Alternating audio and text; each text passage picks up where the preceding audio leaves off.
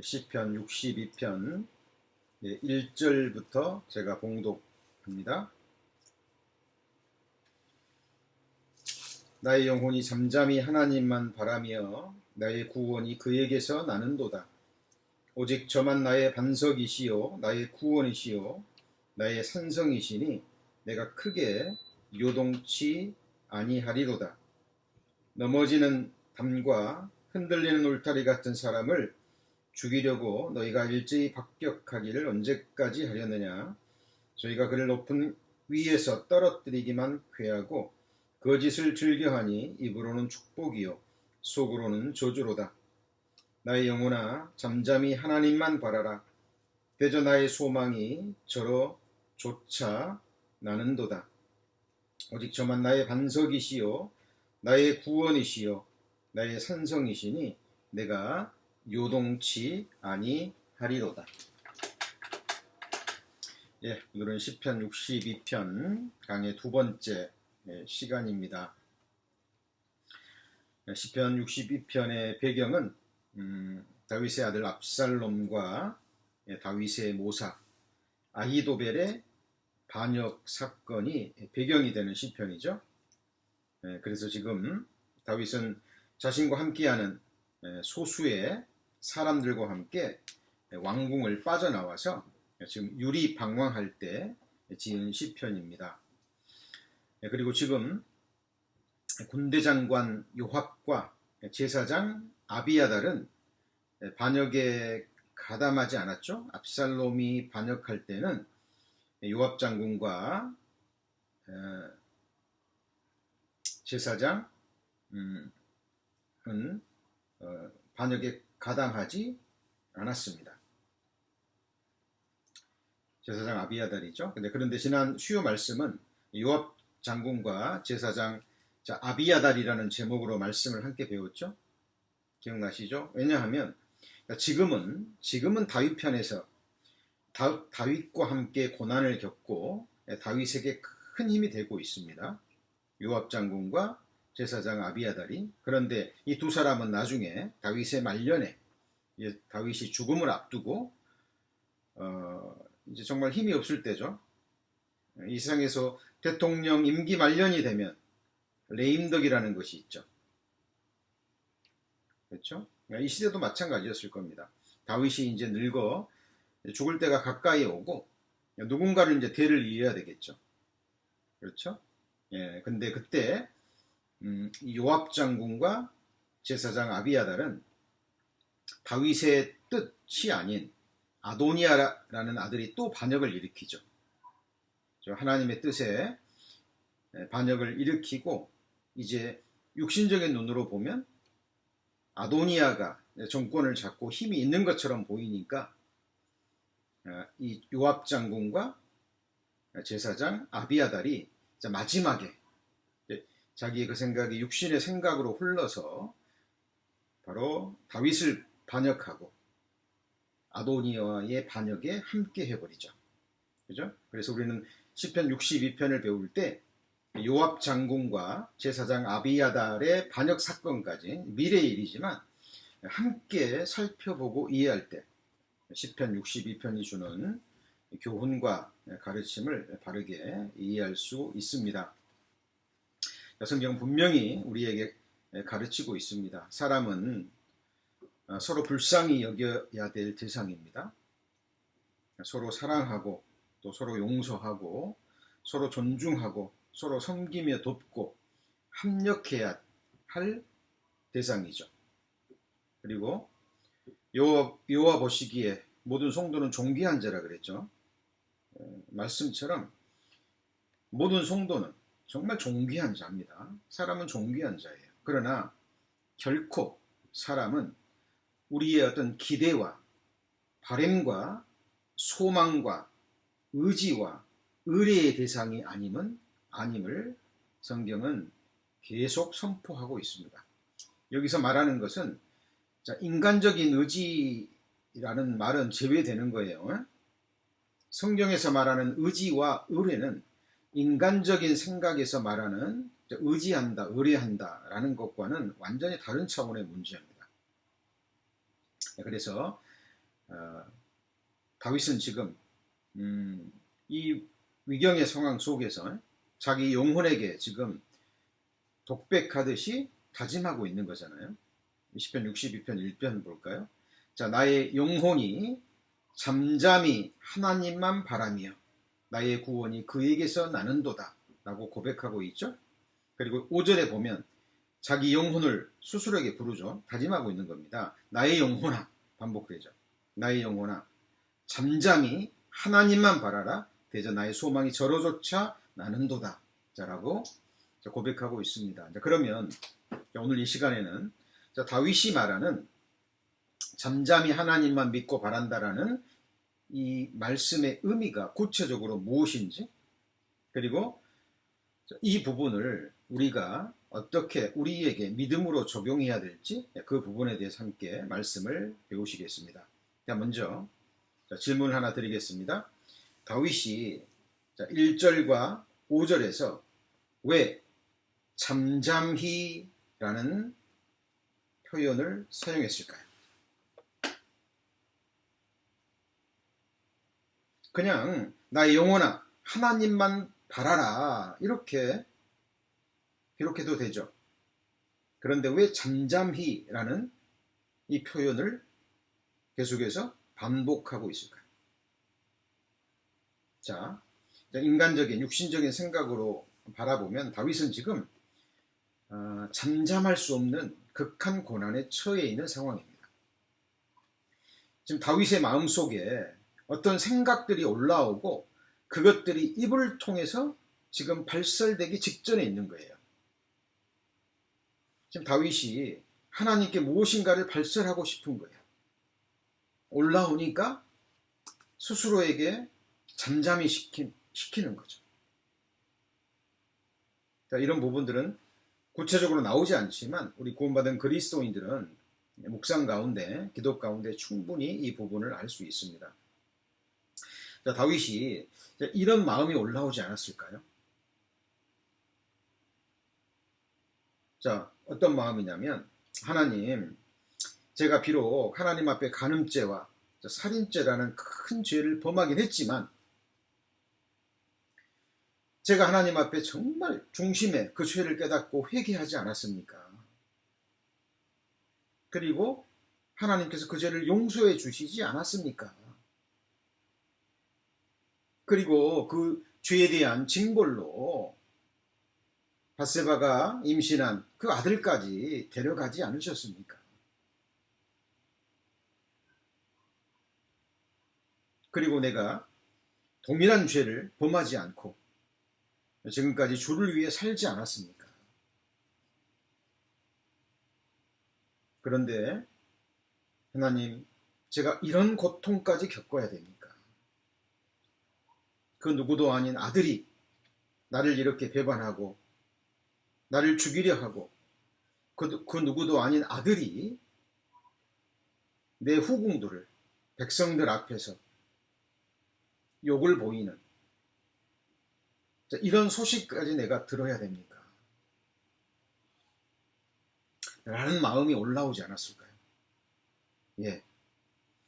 제가 말한 이 정도까지는 아니었다 할지라도요, 분명히 다윗도 믿음의 사람이지만 육신을 가지고 있고 지금 겪고 있는 환경이 너무나 힘들기 때문에 그런 마음이 올라올 수 있습니다. 저도 마찬가지지만 우리 성도님들도 주님을 향한 믿음을 가지고 계시죠. 그리고 하나님이 우리에게 허락하시는 모든 일들은 반드시 이유와 목적이 있습니다. 그리고 주님이 우리에게 주시는 고난에는 하나님의 선하신 뜻이 있다는 것도 말씀을 통해도 아시죠.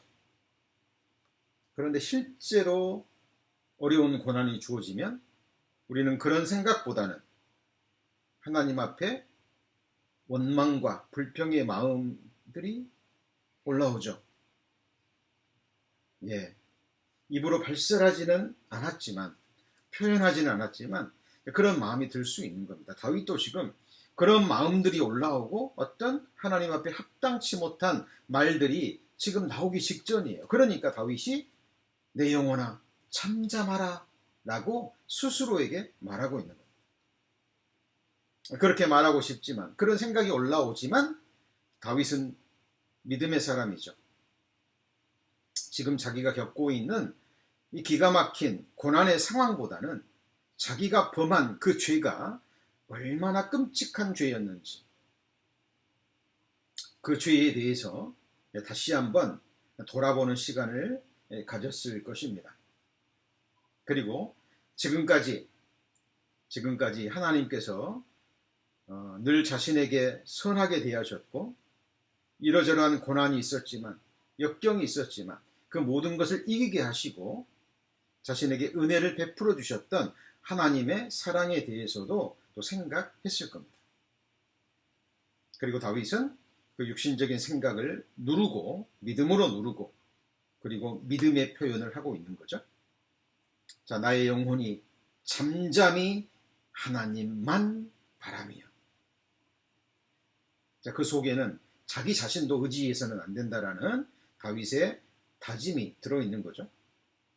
2절은 반복됩니다. 오직 저만, 여호와만, 하나님만 나의 반성이시요 나의 구원이시요 나의 산성이시니 내가 크게 요동치 아니하리로다 라고 스스로에게 다짐하고 있습니다. 그렇다면 여기서 하나님만 바라며 그랬죠.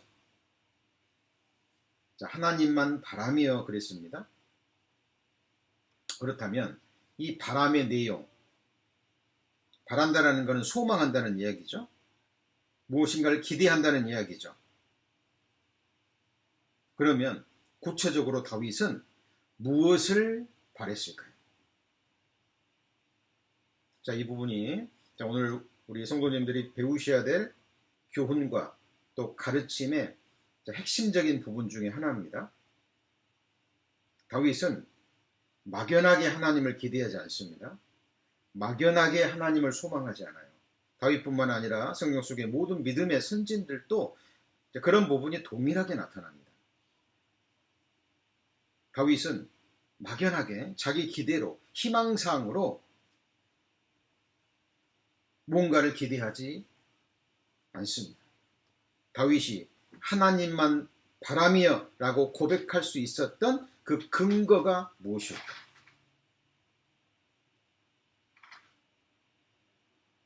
자, 그것은 하나님께서 다윗에게 주신 언약의 말씀입니다. 자, 이 굉장히 중요한 부분입니다. 자, 수요 말씀 들으실 때 항상 펜을 준비하고 계시죠? 그리고 깨닫게 해주시는 부분, 중요한 부분이라고 생각되시면 기록하시고 나중에 묵상하시면 좋을 것입니다. 자, 그러면 다윗이 이렇게 하나님께 기대하고 바랬던 그 근거에 대해서 살펴보죠. 사무엘하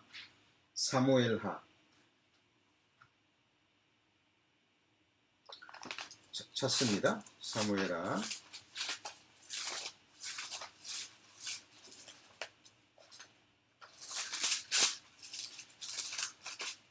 7장 474페이지입니다. 474페이지 사무엘하 7장입니다.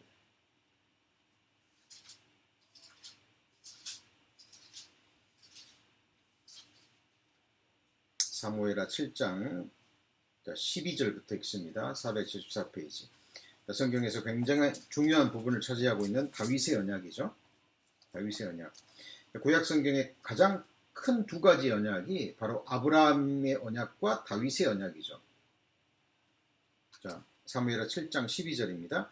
내 수환이 차서 내 조상들과 함께 살 때에 내가 내 몸에서 날 자식을 내 뒤에 세워 그 나라를 경고케 하리라. 저는 내 이름을 위하여 집을 건축할 것이요 나는 그 나라 위를 영원히 경고케 하리라. 자, 16절입니다. 내 집과 내 나라가 내 앞에서 영원히 보존되고 내 위가 영원히 경고하리라 하셨다 하라. 자, 이 사무엘하 7장 12절은 다윗이 범죄하기 전에 하나님께서 다윗에게 주신 언약의 말씀입니다. 다윗은 이 언약을 그대로 믿었죠. 의심한 게 아닙니다. 아브라함이 하나님의 말씀을 그대로 믿음으로 받아들였던 것처럼 다윗은 자신에게 주신 하나님의 언약을 그대로 믿음으로 받아들입니다. 그리고 이 사무엘하 7장 후반부의 내용은 그 믿음으로 기도하는 내용입니다.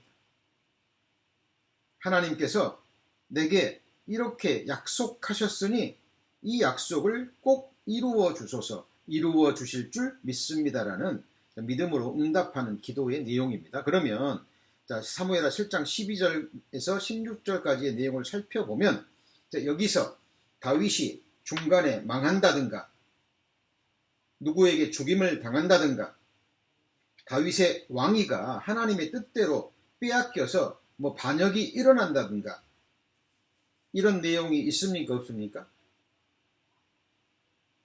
없죠. 없죠. 수완이 차서 그 말은 하나님이 정하신 수를 다 누린다는 얘기예요. 누군가에게 죽임을 당한다라는 말이 없죠. 그리고 하나님의 뜻대로 다윗의 후손들에게 이 왕권이, 이스라엘의 왕권이 계속 이어질 것을 약속하고 있는 내용입니다. 그리고 다윗은 이걸 믿었어요. 자, 이 말씀 이해하셨죠?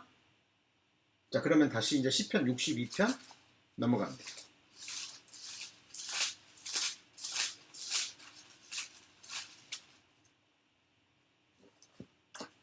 자, 시편 62편 1절.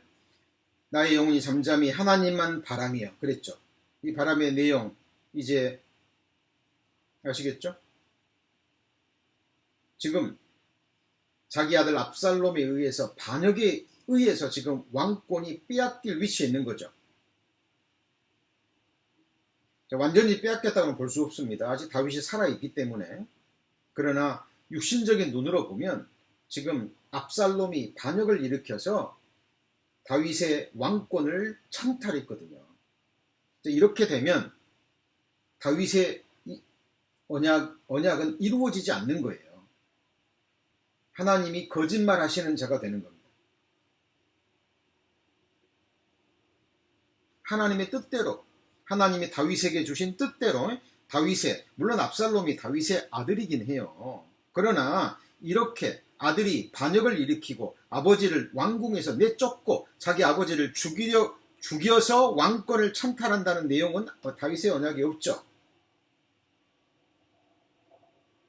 다윗은 지금 이 상황에서 과거 자신에게 주셨던 다윗의 언약을 기억하고 있는 거예요.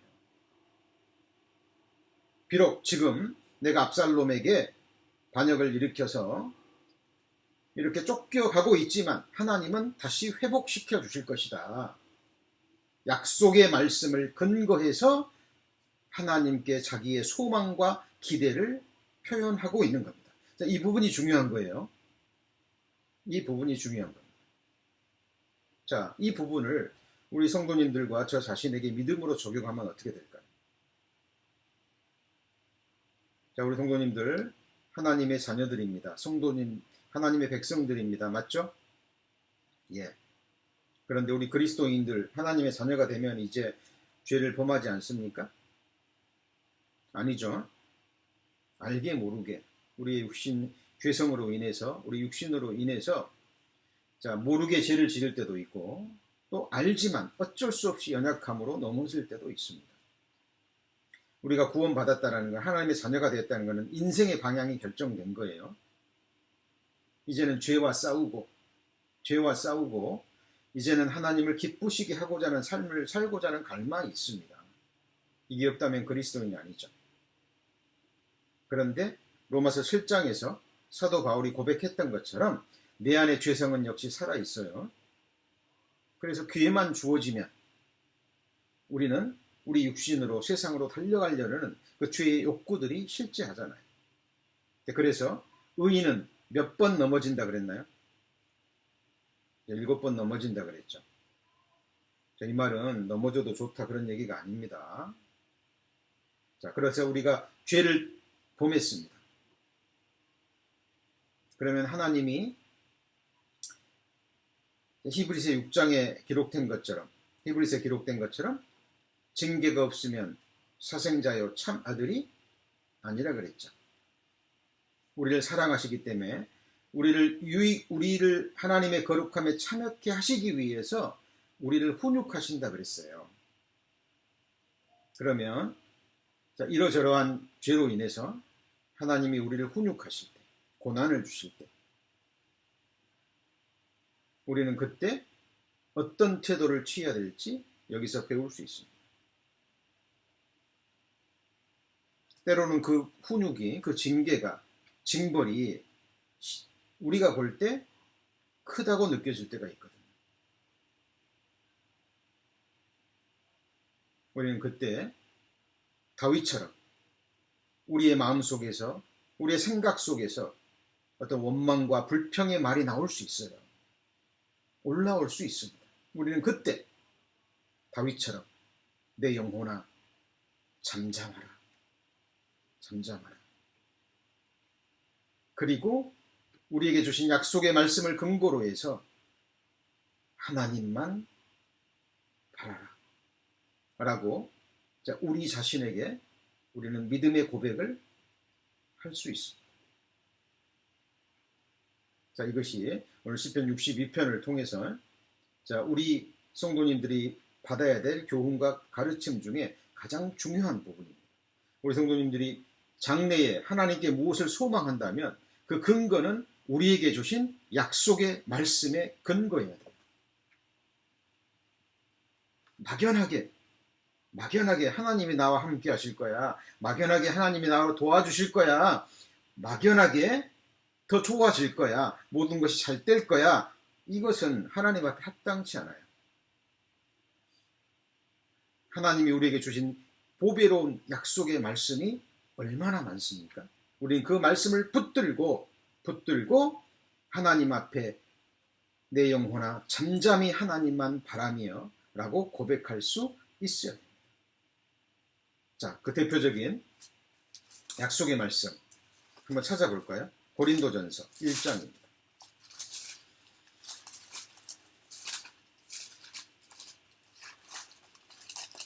고린도전서 1장 8절. 고린도전서 1장 8절입니다. 주께서 너희를 우리 주 예수 그리스도의 날에 책망할 것이 없는 자로 끝까지 경고케 하시리라. 사도 바울의 믿음의 고백이죠. 사도 바울은 거듭나고 구원받고 하나님의 종으로 부르심을 받았을 때 하나님의 책망을 받았을까요? 안 받았을까요? 다윗도 연약한 인생입니다. 그렇죠? 다윗도 여러 모양으로 하나님의 징계를 당하고 마음의 사형 선고를 받은 것처럼 그렇게 심한 고난도 당했죠. 왜냐하면 비록 사도 바울이 구원받긴 했지만 구원받기 전에 스데반을 죽이는 데 앞장섰고 예수 믿는 자들을 죽이는 데 앞장섰던, 비록 구원받기 전이지만 사도 바울이 범한 죄는 너무나 큰 거예요. 그리고 사도 바울이 받은 은혜가 너무 컸기 때문에 하나님은 그에 맞추어서 사도 바울에게 큰 고난을 주셨던 거죠. 그런데 바울은 지금 믿음으로 고백하고 있습니다. 내가 지금 이렇게 연약하고 부족하고 내가 원치 않는 죄를 범하고 그렇지만 하나님께서 우리 주 예수 그리스도의 날에 나를 책망할 것이 없는 자로 나를 끝까지 경고케 하시리라는 믿음의 고백을 하고 있습니다. 우리 성도님도 이 약속의 말씀 붙잡으셔야 됩니다. 고린도전서 1장 8절에서 가장 중요한 말씀은 뭘까요? 주께서입니다. 누가 그렇게 하셔요? 주께서 그렇게 하신다니까요. 우리를 거룩히 할 수 있습니까? 없죠. 하나님은 우리를 거룩히 하시는 분이죠. 그 거룩한 이름이 여호와 므카데시라는 거룩한 이름이잖아요. 나는 너희를 거룩히 하는 여호와니라. 시편 138편에도 여호와께서 내게 관계된 것을 완전케 하실지라 그러죠. 시편 41편에도 여호와께서 나를 나의 완전한 중에 붙드시고 영영이 그 앞에 세우시나이다. 지금은 내가 이렇게 부족하게 살고 있지만, 때로는 넘어지기도 하지만, 하나님은 우리의 연약함을 잘 아시잖아요. 체질을 너무 잘 아십니다. 그러나 이런 우리를 하나님께서 온전케 하시고 거룩케 하시고 책망할 것이 없는 자로 세우신답니다. 그러면 우리는 이 하나님의 약속의 말씀에 믿음으로 응답하면 되는 거예요.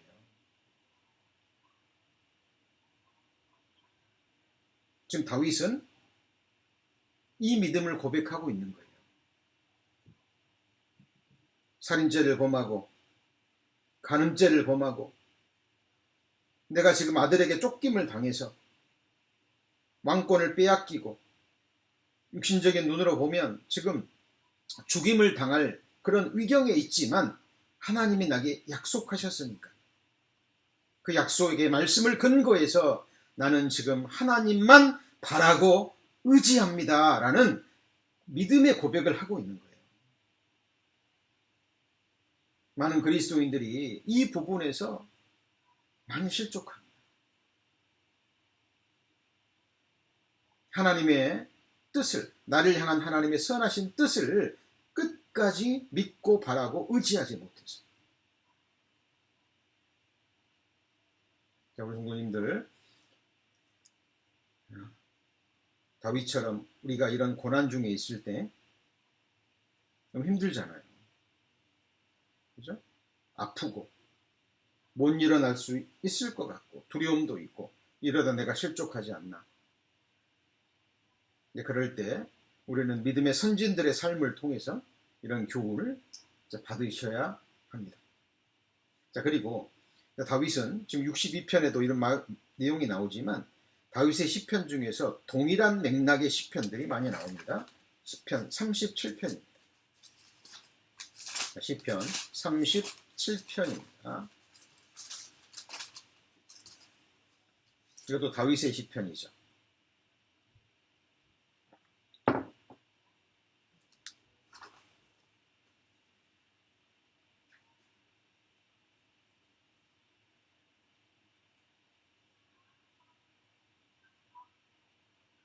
시편 37편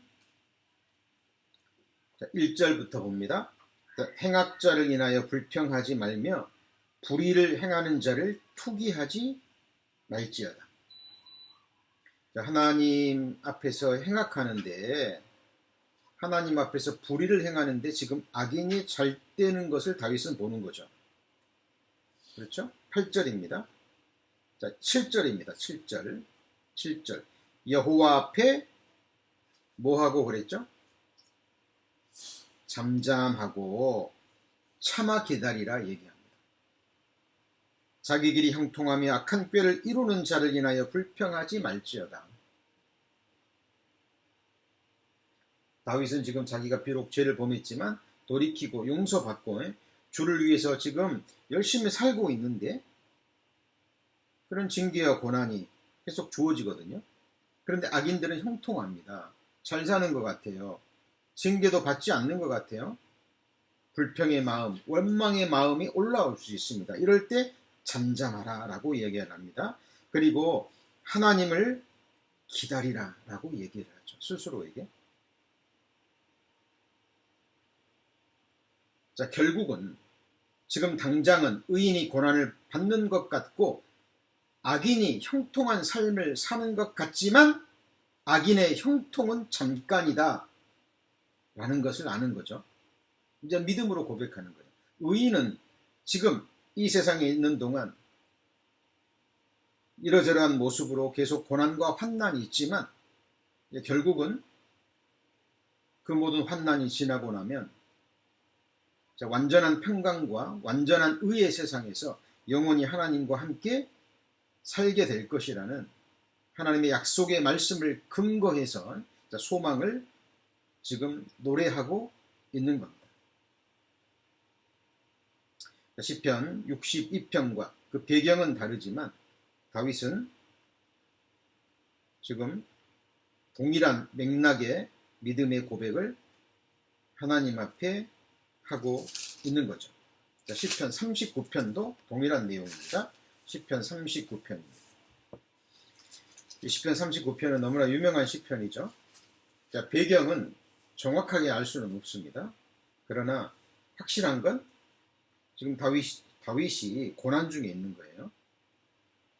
환난 중에 있는 겁니다. 자, 1절 볼까요? 1절. 39편 1절. 내가 말하기를 나의 행위를 조심하여 내 혀로 뭐하지 않는다 그랬죠? 범죄치 아니하리니 악인이 내 앞에 있을 때에 내가 내 입에 자갈을 먹이리라 하였도다. 자, 어떤 내용인지 어떤 환경에 있는지 아시겠죠? 악인이 내 앞에 있어요. 근데 잘 떼고 있는 거죠. 악인이 형통한 삶을 사는 것 같은 거예요. 그리고 지금 다윗은 고난 중에 있습니다. 자, 이럴 때일수록 혀로 범죄치 아니하는 거죠. 잠잠하는 거죠. 2절입니다. 내가 잠잠하여 무슨 말도 하지 않아요? 선한 말도 하지 않는답니다. 왜냐하면 입술이 터지면 선한 말뿐만이 아니라 악한 말도 나올 수 있고, 그렇죠? 인간의 말은 항상 불안하잖아요. 그죠? 어떤 환경 속에서도 자기의 감정이 섞여 나올 수 있고 죄악된 마음이 묻어 나올 수 있는 하나님처럼 순전한 말씀이 아니죠. 자, 그럴 때 자, 3절입니다. 내 마음이 내 속에서 뜨거워서 묵상할 때 화가 바라니 나의 혀로 말하기를. 자, 이거는 이제 묵상할 때, 하나님의 말씀을 묵상할 때, 하나님에 대해서 묵상할 때 화가 바라는 뜨거움이 올라온다는 거죠. 그때 여기서부터는 이제 성령의 감동하심으로 물론 앞에도 계시지만 4절은 다윗의 어떤 육신적인 입술에서 생각에서 나오는 말이 아니죠. 4절입니다. 여호와여 나의 종말과 연한의 엇담을 알게 하사 나로 나의 연약함을 알게 하소서. 기도문이죠. 그리고 어때요? 3절 4절에 그리고 3절부터 5절까지 보면 다윗이 누군가를 원망하고 판단하고 정죄하는 내용이 있습니까? 없죠. 사실을 이야기하고 있죠. 자, 나로 나의 연약함을 알게 하소서. 주께서 나의 날을 손넓이만큼 되게 하심에 나의 일생이 주의 앞에는 없는 것 같사오니 사람마다 든든히 선 때도 진실로 허사뿐이니이다. 진실로 각 사람은 그림자같이 다니고 헛된 일에 분유하며 재물을 쌓으나 누가 취할는지 알지 못하나이다. 7절입니다. 주여 내가 무엇을 바라리요? 나의 소망은 누구한테 있습니까? 주께 있나이다. 시편 62편에서 내 영혼아 잠잠히 하나님만 바라며 라는 말씀과 동일한 말씀이죠. 자, 그리고 8절입니다. 나를 모든 죄가에서 건지시며 우매한 자에게 욕을 보지 않게 하소서. 자, 그 말은 지금 다윗은 자신의 죄가로 인해서, 자신의 죄로 인해서 지금 고난을 겪고 있는 거예요. 9절입니다. 9절. 자, 오늘 배운 말씀 중에 가장 키워드가 되는, 주제가 되는 말씀입니다. 자, 9절을 꼭 기록하셨다가 암송하셨으면 좋겠습니다. 내가 잠잠하고 입을 열지 아니하옴은 이유가 뭐예요? 주께서 이를 행하신 영곤이다. 지금 내가 고난을 겪고 있습니다. 시편 62편을 배경으로 하면 지금 자기 아들에게 쫓김을 당해서 궁에서 떠나고 백성들에게 배반을 당하고 기가 막힌 상황 속에 있는 거예요. 그런데 다윗이 잠잠하고 입을 열지 아니하옴은 이 모든 상황을 허락하신 분이 누구라는 거예요? 하나님이시라는 거예요. 자, 지금 우리 성도님들이 처한 환경, 지금의 모습, 누가 허락하신 겁니까? 하나님이 허락하신 거예요. 이 세상에 우연은 없습니다. 하나님이 행하셨든지 아니면 하나님이 허락하셨든지 이건 하나님의 섭리 가운데, 하나님의 경륜 가운데 현재 우리에게 주어진 현실이라는 거예요. 하나님이 그렇게 행하시고 허락하셨어요. 자, 이 믿음이 없으면 그리스도인들은 견딜 수 없어요.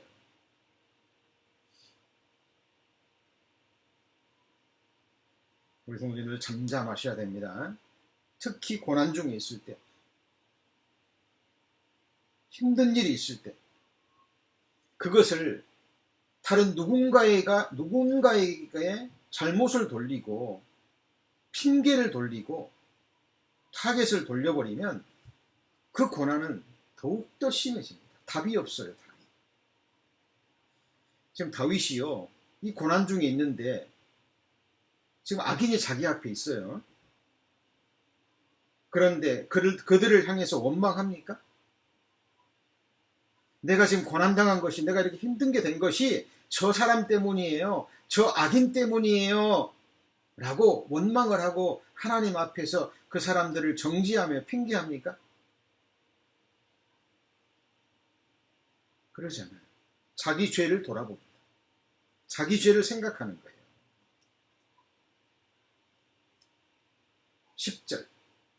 10절입니다. 제가 음속을 했기 때문에 자, 이렇게 소리내서 읽으셔도 들리지 않습니다. 10절 같이 읽습니다.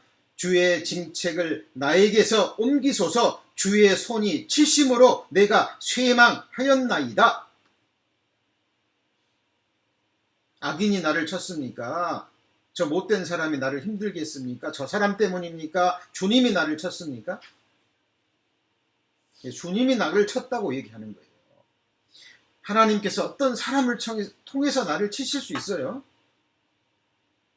하나님께서 지금 시편 62편은 하나님이 자기 아들을 통해서, 자기 모사였던 아히도벨을 통해서, 자기가 다스렸던 백성들을 통해서 다윗을 치신 거잖아요.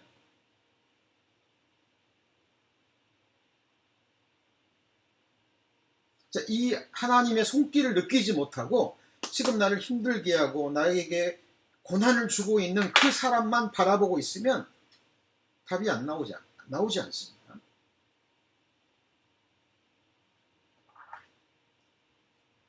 자, 11절입니다. 주께서 죄악을 견책하사 사람을 뭐 하실 때요? 징계하실 때에 그 영화를 좀먹음같이 소멸하게 하시니 참으로 각 사람은 허사뿐입니다. 하나님이 치시면 아무리 권세가 많아도, 아무리 지금 강건해도, 몸이 건강적으로 재물이 아무리 많아도, 권세가 아무리 뛰어나도 한순간에 허무해져 버립니다. 재물도 하나님이 한 번 치시면 날아가는 거고, 재물 있고 명예 있고 권세 있으면 뭐합니까? 하나님은 몸 한 번 딱 치시면 그 자리에서 자리에 눕는 거예요.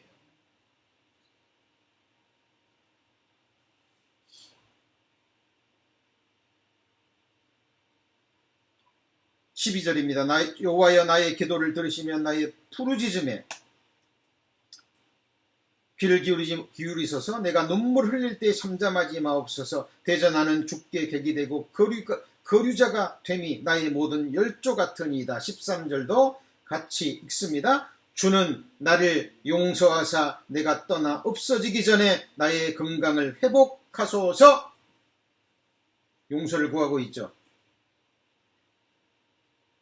우리 성도님들, 고난이 있을 때요, 어려움이 있을 때, 특히 다른 사람들을 통해서, 그게 가족일 수도 있고 친척일 수도 있고 회사 직원일 수도 있고 우리 교회에 함께 신앙생활한 지체일 수도 있어요. 사람은 너무 연약한 존재입니다. 감성이 있는 존재예요. 사람들의 말 한마디에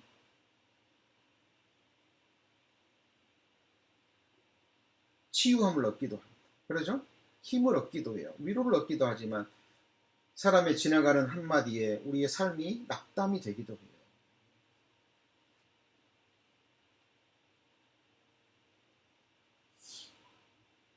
그러나 그 모든 것들이 하나님의 허락하심 안에서 일어나는 겁니다. 그래서 정상적인 그리스도인들은 그때 다윗처럼 다른 사람을 핑계하는 게 아니죠. 다른 사람한테 탓을 돌리는 게 아니에요. 주는 나를 용서하사. 그러죠. 자기 지금 39편 1절에 보면 악인이 자기 앞에 있어요. 지금 누가 봐도 악을 행하는 그 악인이 다윗의 앞에 있는 거예요. 인간적인 눈으로 보면 그 악인이 나를 이렇게 힘들게 한 거예요. 그 악인 때문에 내가 지금 이렇게 고통을 겪고 있는 거예요. 그러니까 다윗이 마음에서 그런 노와 분이 올라와서 입술로 그 사람을 향해서 정죄하고 판단하고 그 사람을 저주할 수 있는 거예요. 미워할 수 있는 거예요. 그런데 다윗은 범죄치 아니하고 그 화살을 자신에게 돌려서 자기의 죄를 생각합니다. 그리고 하나님이 나를 지금 징계하셨다고 생각해요. 그래서 하나님 나를 용서하소서, 나의 건강을 회복시키소서. 자, 시편 39편의 내용은 다윗이 건강할 때 지은 겁니까? 다윗이 지금 쇠약할 때 지은 겁니까? 쇠약한 거예요. 영육관이 지금 다 쇠약해진 겁니다. 하나님이 악인을 통해서 지금 다윗의 삶을 훈육하고 있는 거예요. 자, 우리 지금 중요한 말씀을 배우고 있습니다. 우리 또 다른 믿음의 선진들의 삶을 한번 찾아보죠. 예레미야 애가 3장입니다. 예레미야 애가 3장입니다.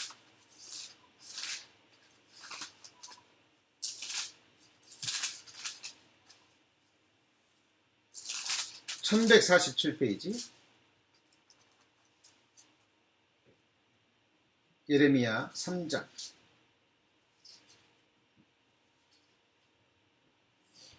1절입니다.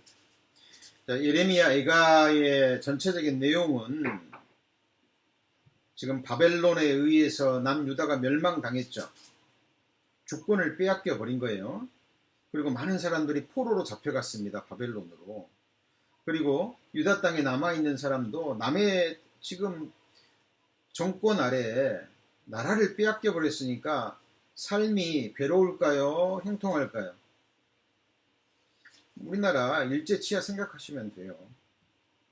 나라 잃은 소름 아시죠? 지금 그 상황입니다. 그래서 예레미야 애간 거예요. 슬픔의 노래입니다. 왜 하나님이 바벨론을 통해서 남유다를 멸망시키셨나요? 하나님의 징계죠.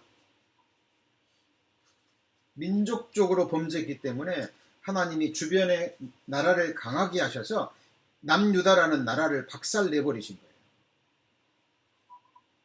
거예요. 고난 중에 있는 거예요. 얼마나 힘들까요?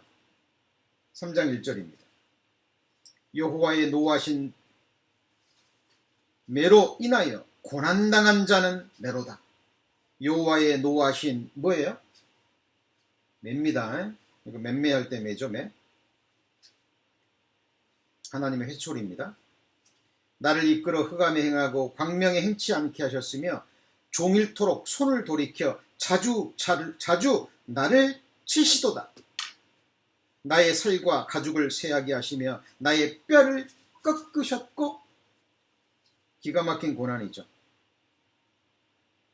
담죽과 수고를 쌓아 나를 내우셨으며 나로 흑암에 거하게 하시기를 죽은 지 오랜 자가게 하셨도다. 나를 둘러싸서 나가지 못하게 하시고 나의 사슬을 무겁게 하셨으며 내가 부르짖어 도움을 구하나 내 기도를 물리치시며 다듬은 돌을 쌓아 내 길을 막으사 내 척경을 굳게 하셨도다. 느껴지십니까? 지금 예레미야 선지자가 이 고통을 겪고 있는 거예요. 하나님의 선지자인데 이스라엘 백성들에게 하나님의 말씀을 전하고 돌이키라 돌이키라, 우상 숭배하지 마라, 하나님께로 돌아오라 외쳤던 예레미야 선지자가 지금 이런 고난을 겪고 있는 겁니다. 나라를 빼앗기고.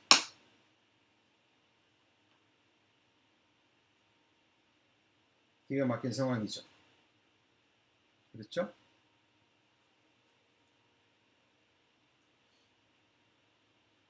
(10절입니다) 3장 10절. 저는 내게 대하여 엎드리어 기다리는 곰과 은밀한 곳의 사자 같으사 나의 길로 치우치게 하시며 내 몸을 찢으시며 나로 적막하게 하셨도다. 12절 13절 같이 읽습니다. 화를 당기고 나로 관역을 삼으시며 전동의 살로 내 허리를 맞추셨도다.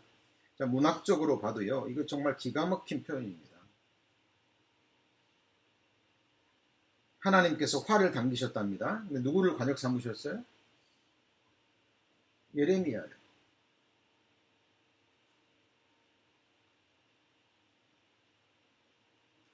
그리고 예레미야는 자신이 백성들처럼 죄를 범하지 않았지만 백성과 자기 자신을 동일시하고 있는 거예요. 이게 지도자의 모습입니다. 그리고 이거 함께 된 백성들의 모습이에요.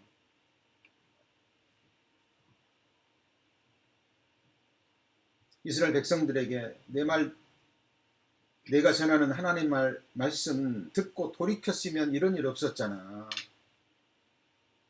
라고 백성들을 원망하거나 백성들에게 핑계를 돌리거나 그렇지 않았죠.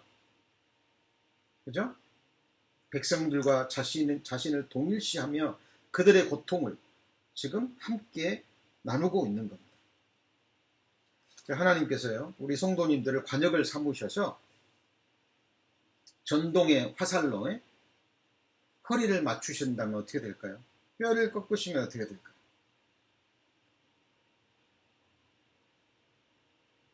자, 14절입니다. 14절. 예레미야가 3장 14절. 나는 내 모든 백성에게 뭐가 됐습니까? 조롱거리, 곧 종일토록 그들의 노랫거리가 되었도다. 나를 쓴 것으로 배불리시고 쑥으로 취하게 하셨으며 조약돌로 이제는 뼈만 꺾으신 것이 아니라 이를 꺾으시고 재로 나를 덮으셨도다. 주께서 내 심령으로 평강을 멀리 떠나게 하시니 내가 복을 잊어버렸으며 스스로 이르기를 나의 힘과 여호와께 대한 내 소망이 끊어졌다 하였도다. 지금 예레미야 선지자는 백성들이 당하는 이 기가 막힌 고난과 함께 지금 삶의 극한 고난 중입니다. 자, 그런데 18절로 예레미야 애가가 3장이 끝나버린다면 이것은 믿음의 사람이 아니죠. 자, 이어집니다. 19절입니다. 내 고초와 재난 곧 쑥과 담즙을 기억하소서. 내 심령이 그것을 기억하고 낙심이 되어나, 낙심이 안 되면 사람이 아니죠. 낙담이 안 되면 사람이 아닙니다. 그러나 그리스도인들은, 하나님의 사람들은 그 낙담에서 일어납니다. 그 낙심의 순간에 또다시 소망을 품어요. 21절 같이 읽습니다. 중심에 회상한 즉 오히려 뭐가 있습니까?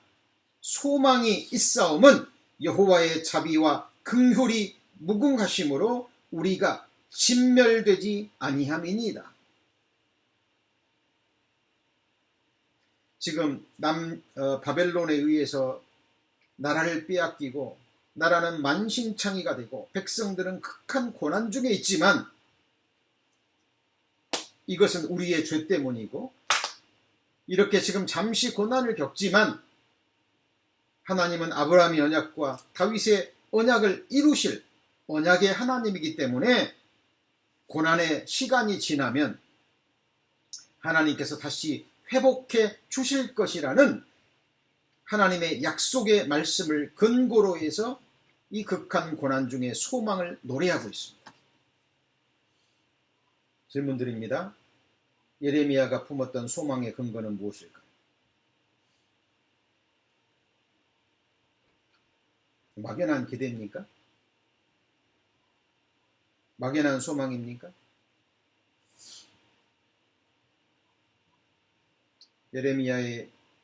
예레미야서에 보면 하나님이 예레미야에게 약속을 주시죠. 지금 바벨론에게 망하고 바벨론의 포로 잡혀가지만 70년 만에 다시 돌아오게 할 것이라는 약속의 말씀을 주시죠.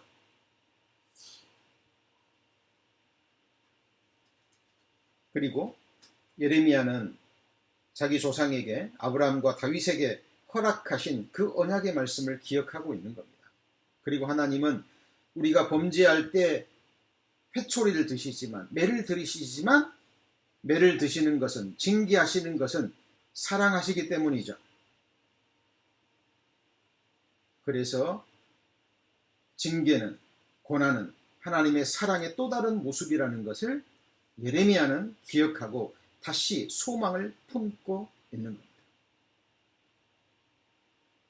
자, 오늘 또 동일한 부분, 후편에 지금 22절 후반에 빨리 찾아보세요. 오늘 말씀에 핵심이 되는 말씀이 있을 겁니다. 5초 드립니다.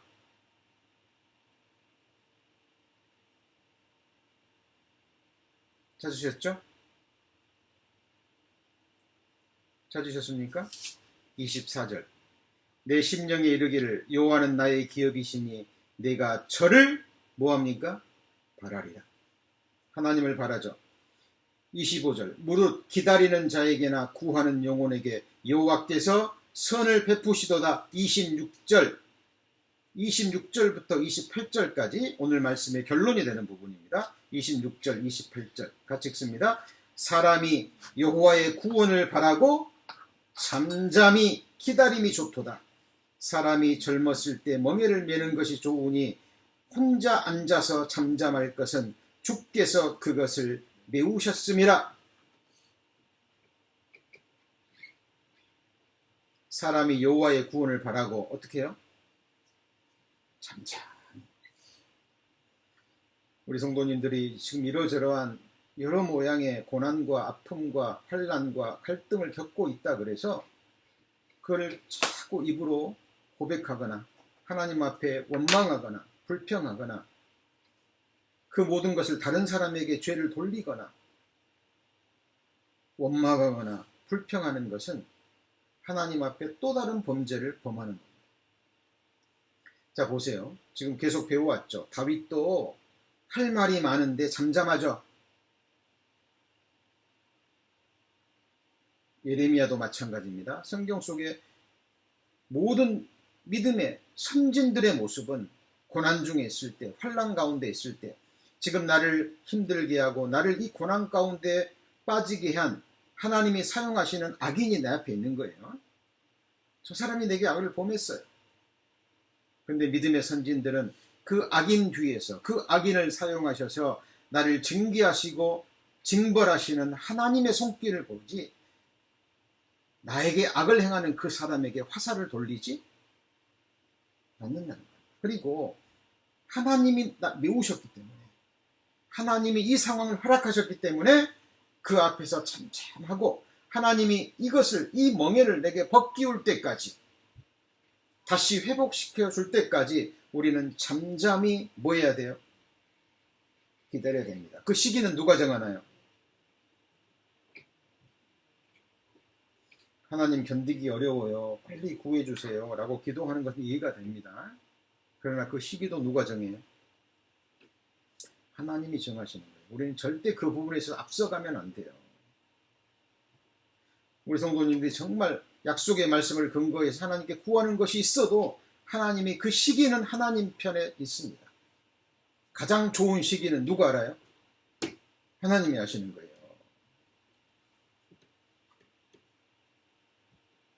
많은 사람들이 하나님보다 앞서가려고 합니다. 좋은 것은 빨리 받고 싶고 이 고난은 빨리 지나기를 바라고 이해는 합니다. 우리 연약한 인생이기 때문에. 그러나 그 모든 시기는 하나님이 정하십니다. 모세가 자기에게 힘이 있을 때, 나이 40세 때 권세가 있고 힘이 있고 스스로 판단하기에 언변도 있고 무술도 익히고 이제 하나님이 이제 나를 사용하시겠구나.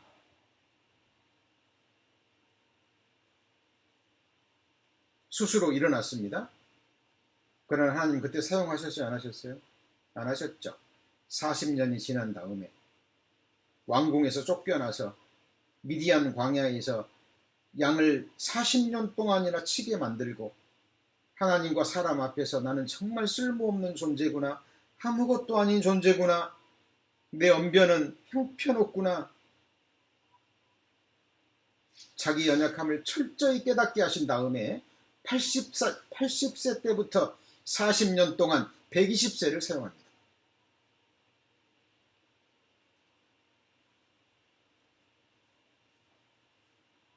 때와 시기도 누구한테 속한 거예요? 하나님께 속한 겁니다.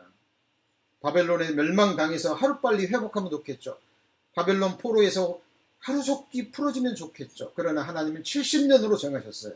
누가 정하셨어요? 하나님이. 성도님들께서 고난을 겪고 있다면 그 고난의 기간이 얼마나 갈까요?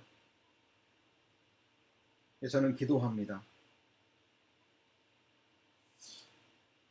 빨리 하나님 그 고난을 벗겨주시라고. 그러나 그 기간은 누가 할까요? 하나님이 하십니다.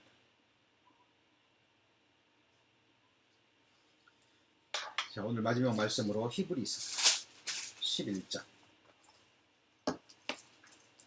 22절. 히브리서 11장 22절.